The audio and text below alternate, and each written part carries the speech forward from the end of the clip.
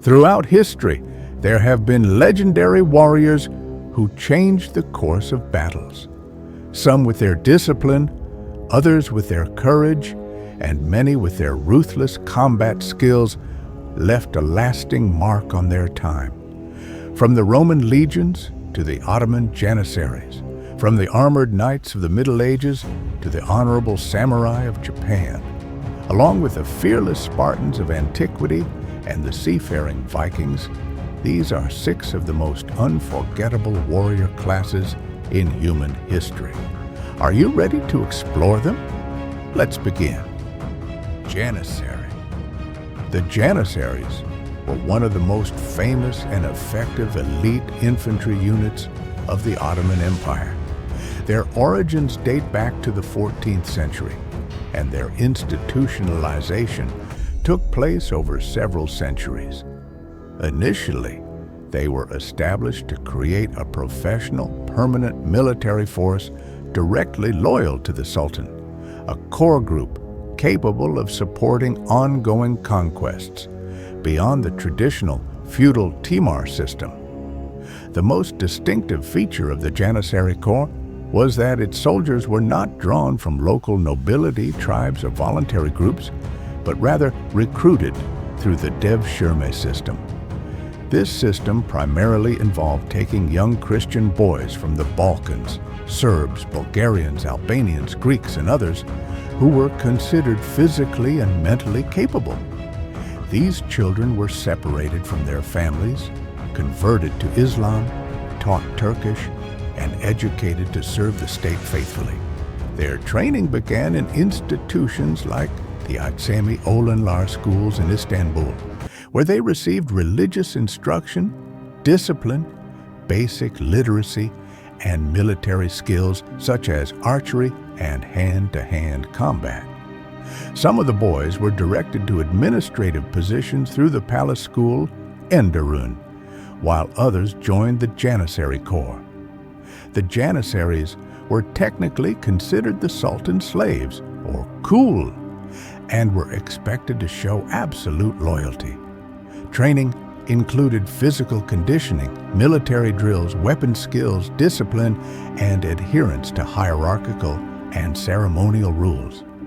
In terms of weapons and clothing, Janissaries evolved alongside technology and fashion.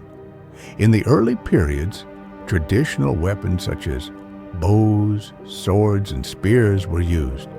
By the late 15th and 16th centuries, with the rise of firearms, they became proficient with matchlock muskets and other early firearms. Their arsenal typically included bows, killage swords, yataghans muskets, small pistols, and sometimes shields and spears, with specialized units focusing on firearms.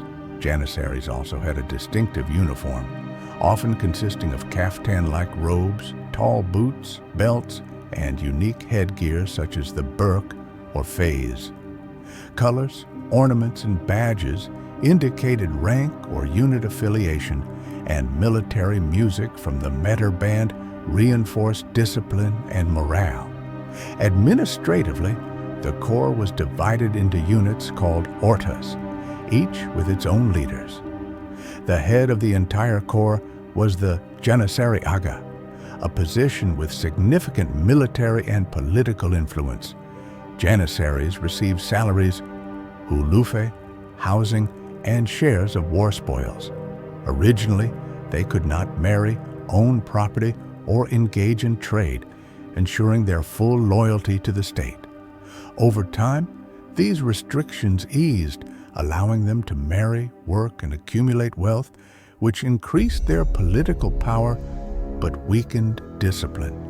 The legacy of the Janissaries is complex. They were essential to Ottoman military and political power, but over time became an obstacle to reform. Culturally, they are remembered through military music, uniforms, and historical narratives.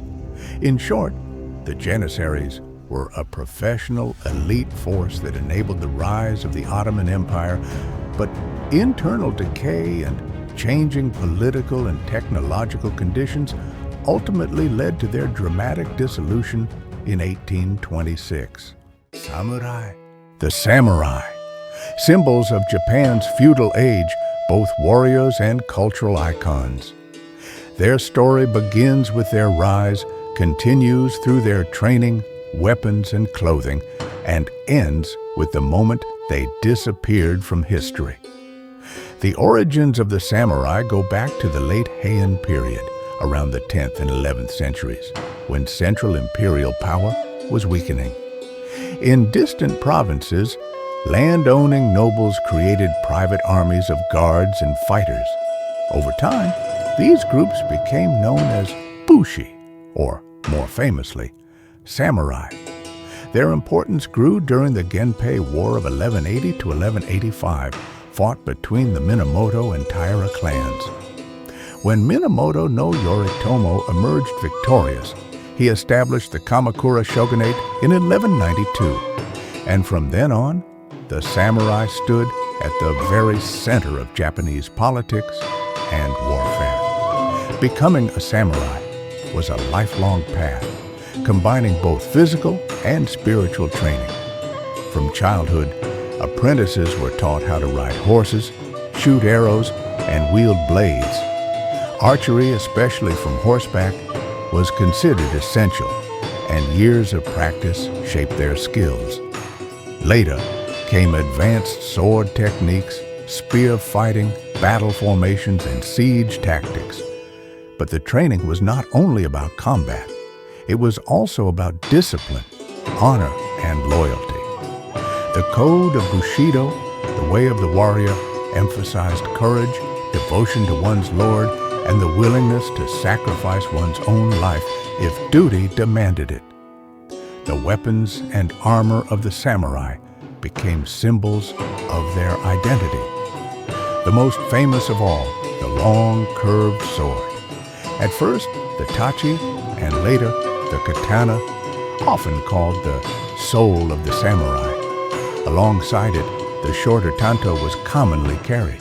For long-range combat, the yumi, a powerful longbow, played a vital role, while the spear, or yari, became crucial on the battlefield. The naginata, a pole weapon with a curved blade, was especially favored in certain formations and often associated with women of the warrior class.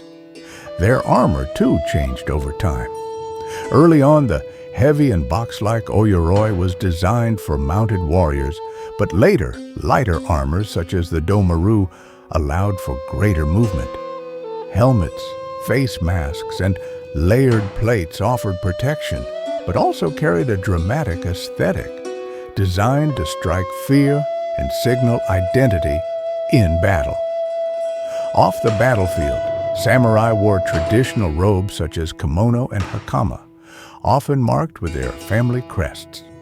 Clothing, like weapons, was a sign of status, duty, and pride. As centuries passed, the samurai became more than fighters. They took on roles as administrators, land stewards, and enforcers of law. Under the daimyo, the regional lords, they helped maintain order in a country divided by rivalries and constant conflict. At the same time, samurai culture grew to embrace art, poetry, calligraphy, the tea ceremony, and the influence of Zen Buddhism. They were not only warriors, but also men of letters and philosophy. So how did the samurai vanish? By the 19th century, Japan faced the unstoppable tide of modernization. In 1853, American Commodore Perry arrived with his black ships, forcing Japan to open to the outside world. Soon after, in 1868, the Meiji Restoration restored power to the emperor and launched a program of rapid reform. Feudal privileges were abolished. A modern conscript army replaced the old warrior class. The decisive blow came in 1876 with the Haitara Edict, which banned samurai from carrying swords in public. It was more than just a law. It was the symbolic end of their role in Japanese society. Some former samurai adapted, becoming officers, bureaucrats, or merchants, but the distinct class itself disappeared. And yet, the spirit of the samurai did not die. Their ideals of honor, discipline, and loyalty lived on in literature, in philosophy, and in the Japanese imagination. The sword may no longer hang at their side, but the image of the samurai, a warrior bound by duty and guided by principle, remains one of the most enduring legacies of Japan's past. The story of the samurai is not only about war, it is about change, identity, and the eternal balance between tradition and transformation. Medieval knight, knights of the Middle Ages. The clatter of armor, the pounding of hooves, and the figures who ruled the battlefield with lance and sword. But who were they? How did they rise? How were they trained? What weapons and armor did they carry? And why did they disappear? The roots of knighthood lay in the need for mounted warriors in a fractured Europe. After the fall of the Roman Empire, centralized authority weakened, and local lords relied on heavily armed horsemen to defend their lands. By the 8th and 9th centuries, especially under Charlemagne, mounted combat became the backbone of military power. Over time, this way of fighting turned into more than just a profession. It became a privileged status and eventually a code of honor and morality. The path to knighthood began in childhood. Boys of noble birth started as pages. They learned courtly manners, horsemanship, basic swordplay, and hunting. In their teens, they became squires, serving an established knight. They maintained armor, cared for horses, carried weapons, and most importantly, trained for battle. Under their masters, they learned the use of sword, lance, shield, and the discipline of mounted combat, alongside values of loyalty, faith, and generosity. After years of service, the young man would undergo the dubbing ceremony, in which the blade touched his shoulders, prayers were said, and he rose as a knight. Weapons defined the knight. The sword, symbol of chivalry, was both a practical weapon and a sacred emblem. The lance, used in devastating cavalry charges, was central to both war and tournaments. Shields bore coats of arms, identifying knights on the battlefield. Maces and axes delivered crushing blows capable of breaking armor. Over time, as armor grew stronger, pole axes and war hammers became common. Yet by the late Middle Ages, longbows and eventually gunpowder weapons began to outmatch even the finest armor. Armor itself was both protection and a statement of power. Early knights wore chainmail, reinforced by padded garments. By the 13th and 14th centuries, plates of steel were added, and by the 15th century, full plate armor had reached near perfection. Gleaming, articulated suits that made knights almost invulnerable in close combat. Armor was decorated with family crests and religious symbols, and war horses were often armored and draped in colorful caparisons, turning the battlefield into a display of both power and pageantry. But knights were not just warriors. They were bound by chivalry, ideals of honor, loyalty, hospitality, and the protection of the weak. These values were celebrated in epic tales, poetry, and courtly life, reinforcing the knight's role as both fighter and moral figure in medieval society. So, why did they vanish? The answer lies in a combination of military, political, and economic change. Longbows at battles such as Agincourt showed that even the most elite cavalry could be humbled by disciplined infantry. Gunpowder and firearms made heavy armor obsolete. Centralized kingdoms rose, building professional standing armies that reduced the need for feudal knights. The cost of maintaining armor, horses, and retainers became too great. And socially, the ideals of knighthood were overshadowed by the Renaissance, where new values and state systems emerged. By the late 15th and 16th centuries, the knight as a battlefield figure had faded. The title remained, but as a ceremonial honor rather than a military necessity. Yet their image lived on, symbols of courage, discipline, and the pursuit of honor. In the end, knights shaped Europe for centuries, leaving behind stories of glory, hardship, and transformation. Their steel may have rusted, but their legacy still echoes through history. Vikings. The Vikings were seafaring, trading, and warrior communities living in northern Europe, particularly in Scandinavia, modern-day Norway, Sweden, and Denmark, between the 8th and 11th centuries. The word Viking comes from the Old Norse term Vikinger, which means to go on a sea expedition.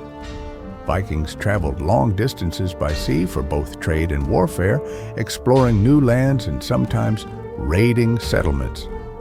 Their first major recorded raid took place in 793, when they attacked the Lindisfarne Monastery in England.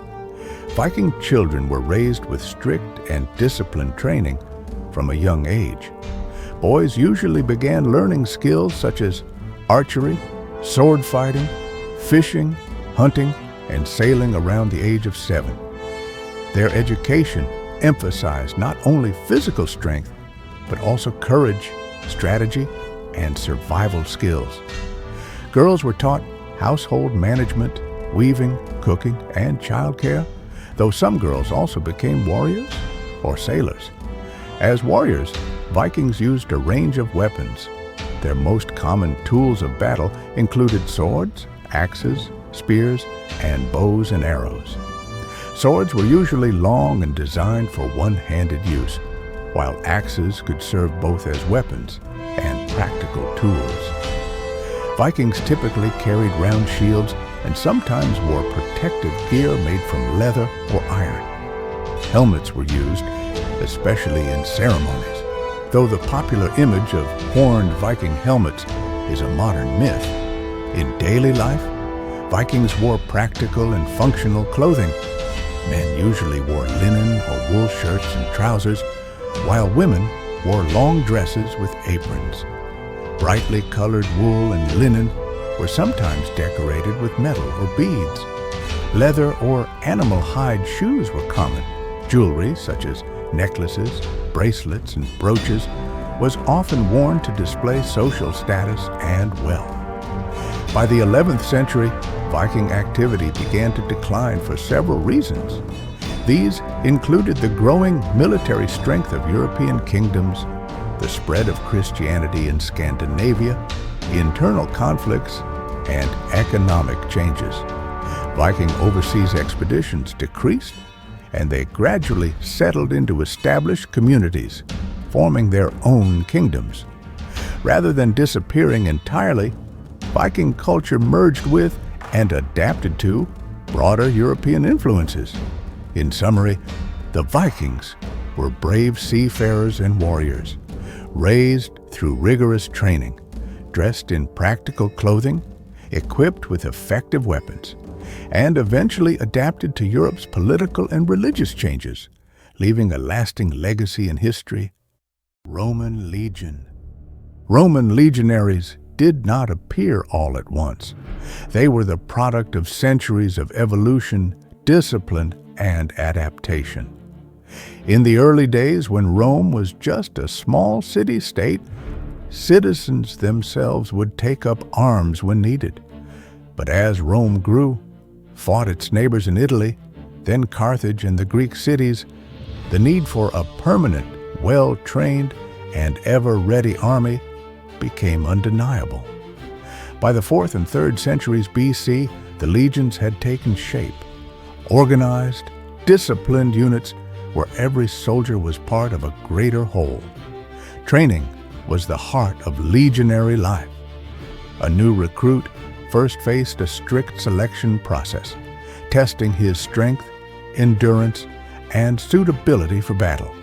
Once accepted, he entered months of relentless discipline under the supervision of officers. Long marches at dawn, often with heavy armor and full gear, were repeated endlessly. A legionary had to be ready to march for days, even weeks, covering vast distances without faltering. He was drilled to master his weapons, to read the terrain quickly, to set up and fortify camp at speed.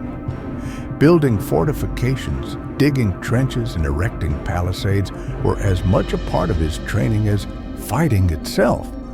On the battlefield, Roman tactics were practical and effective.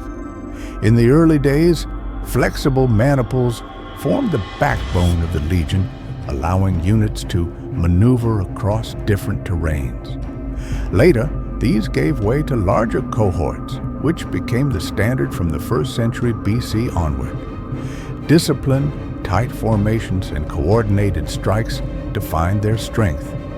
The famous testudo, or tortoise formation, shields locked overhead and in front to withstand volleys of arrows, remains one of the iconic images of Rome's military might. The legionary's equipment was both functional and adaptable. His core weapons included the short sword, the gladius for close combat, the side dagger, pugio, the throwing spear, pilum, designed to disrupt enemy shields, and the large rectangular shield, the scutum. He wore sturdy military boots, the caligae, along with a tunic and a decorated belt, the cingulum. Armor varied with time. The chainmail, lorica hamata, dominated earlier centuries, while the segmented plate armor, lorica segmentata, became the hallmark of the empire. His helmet, the galea, and additional guards protected his head and torso. Beyond weapons, each soldier carried tools, shovels, picks, stakes, because every legionary was also a builder of camps and fortifications. Legionary life extended beyond combat. Logistics, medical care, communication, and morale were integral. Loyalty was cultivated with strict rewards and punishments, devotion to commanders, and an unbreakable bond with fellow soldiers. In 107 BC, Gaius Marius reformed the army by recruiting from Rome's poorest citizens.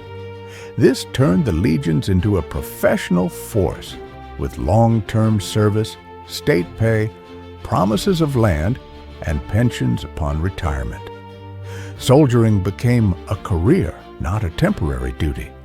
With these legions, Rome conquered vast territories, the subjugation of Gaul, dominance across the Mediterranean, and campaigns against Parthia all bore their mark. But their power was not eternal. Politics, economics, and external threats gradually eroded the system that had made the legions so effective. As the empire expanded, the financial burden of maintaining armies grew. By the 3rd century AD, Rome faced crisis, civil wars, inflation, invasions, all weakening loyalty and discipline. Generals used their troops for personal ambitions, while Rome increasingly relied on allied or mercenary forces from beyond its borders, known as foederati. The old model of the citizen soldier gave way to hired service. Emperors Diocletian and Constantine restructured the army. Border troops, the Limitanei, defended frontiers, while mobile central units, the comitatenses, responded to crises. This was a far cry from the old legionary system. By the 4th and 5th centuries, foreign-born soldiers dominated Rome's armies. The legions still existed in name, but they no longer resembled the disciplined citizen armies of earlier centuries. The fall of the Western Roman Empire, symbolized in 476 AD, marked the final disappearance of the traditional legionary.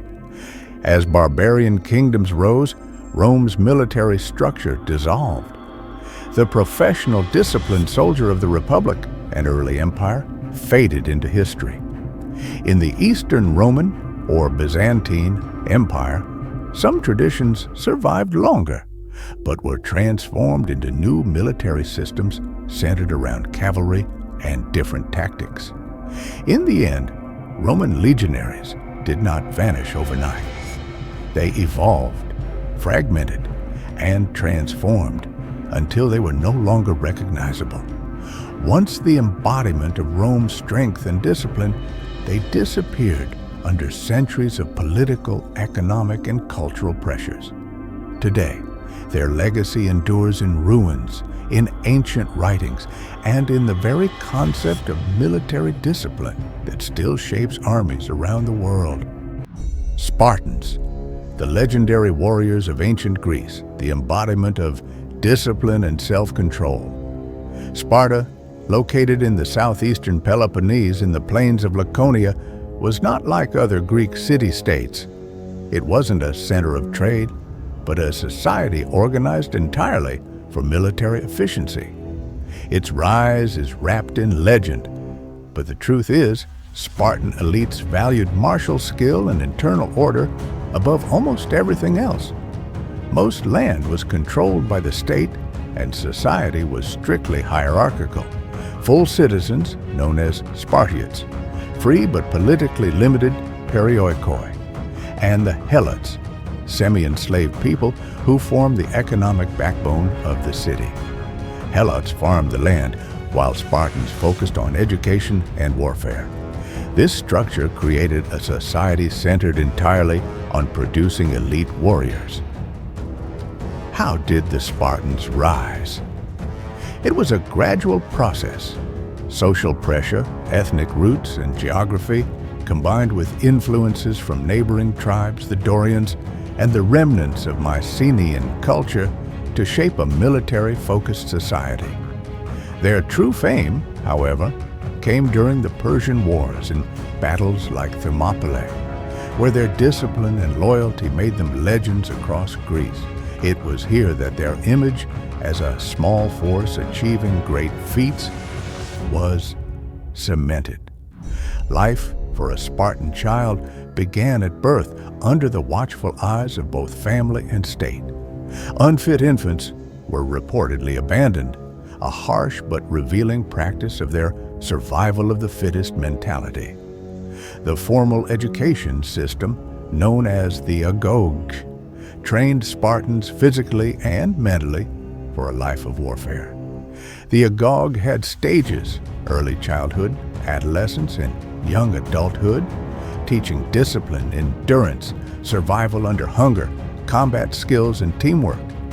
Boys lived in groups. Individuality was discouraged. Teachers enforced strict discipline, while camaraderie was also nurtured. Spartans fought not just for personal honor, but for their unit. Girls received physical training as well, as strong women were believed to bear healthier children. The transition to adulthood was grueling. Stealth exercises, hunting, survival missions, night operations in small groups, and at the extreme, the Crypteia, a period in which young men were sent out to monitor and, if necessary, eliminate helots. These practices reflected Sparta's tight control over its society. Spartans' weapons and armor defined their fighting style. As classical hoplites, their essential equipment included a large round shield, hoplon or aspis, a long spear, dory, a short sword, sephos, and supporting arm and leg protection, bronze helmets, breastplates, and greaves. Function always outweighed decoration. Shields served both offense and defense. Spears pierced enemy lines, and mobility was key. Their iconic red cloaks, the phoenixes, concealed wounds and strengthened unity. Even in daily life, Spartans favored simplicity and practicality, rejecting luxury. Leadership came from a dual kingship system, ensuring military decisions followed tradition and ritual. Tactically, Spartans excelled in the phalanx formation, shoulder-to-shoulder soldiers, shields and spears aligned, advancing as a deadly wall. Discipline, endurance, and coordination brought victory. But inflexibility became a weakness against lighter, faster troops and evolving military strategies. How did they fade? Sparta's decline was gradual. They triumphed over Athens in the Peloponnesian War, gaining hegemony but at great cost. The turning point came in 371 BCE at the Battle of Leuctra, when Theban general Epaminondas shattered Spartan supremacy in Laconia and Messenia. Heavy losses, territorial decline, and the liberation of Messenian helots undermined Sparta's power base. Over time, population decline, economic weakness, and failure to adapt to military innovations eroded the city-state. By the Hellenistic period, Sparta could no longer maintain its former glory, and later, Roman dominance further absorbed its independence. Gradually, the strict military culture softened, traditional institutions weakened, and the legendary Spartan image became more myth than reality. But their disappearance was not just political or military, it was cultural. Spartan ideals of discipline, sacrifice, and loyalty survived as symbols. Their memory was immortalized at Thermopylae, a small force standing unwavering for a greater cause. The real story, however, was more complex. An unsustainable social system, economic dependency, and a changing military world led to their decline. In the end, Spartans were a society shaped entirely by the pursuit of military excellence. Trained through the agage, armed with hoplite gear, and mastered in phalanx tactics, they dominated Greece for centuries. Yet social pressures, demographic challenges, and evolving warfare eventually brought them down. Key defeats like Leuctra marked the end of their political and military prominence. Rome and social changes further dismantled Spartan institutions. Still, they remain one of the most iconic military societies in history, an enduring symbol of discipline, simplicity, and sacrifice. That's the end of today's video. If you enjoyed it, don't forget to like, comment, and share. And for more content, make sure to subscribe to our channel, Codes of the Past LK.